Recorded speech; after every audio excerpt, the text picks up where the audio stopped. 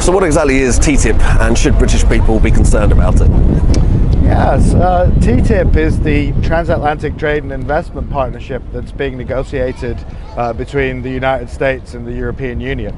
It's being described as a free trade treaty, but in fact we already have pretty substantial free trade between the United States and Europe when it comes to things like tariffs and access for each other's goods, with just a few areas of exclusion where there are cultural or other differences, like around beef hormones and chlorine rinsed chickens and some of the agricultural sticking points.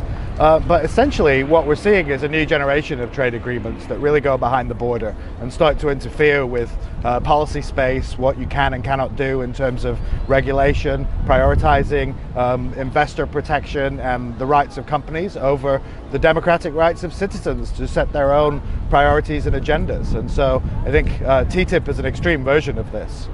It's been negotiated behind closed doors, although there have been leaks, so we've been able to see a great deal of what is being discussed. We'll see if it goes forward. There's a growing popular movement in countries in the European Union as well as here in the UK determined to resist it. And in fact, Cameron just had to back down on inclusion of the NHS in the TTIP negotiations due to a rebellion by his backbenchers. And so I think TTIP is sort of the future that our neoliberal elites would like for us, and the one that we should be very wary of and resistant of. And I think leave only helps. If we exit the European Union, we'll be at the back of the queue, we've been told by President Obama. Well, that's exactly where I'd like to be on those kinds of investor protections. Thank you very much.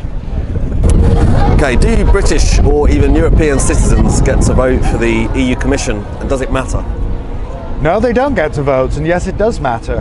The way that power is distributed among the institutions of the European Union, and I lived in Brussels and saw this close up for a number of years, gives a great deal of power to the nominees of the member state governments.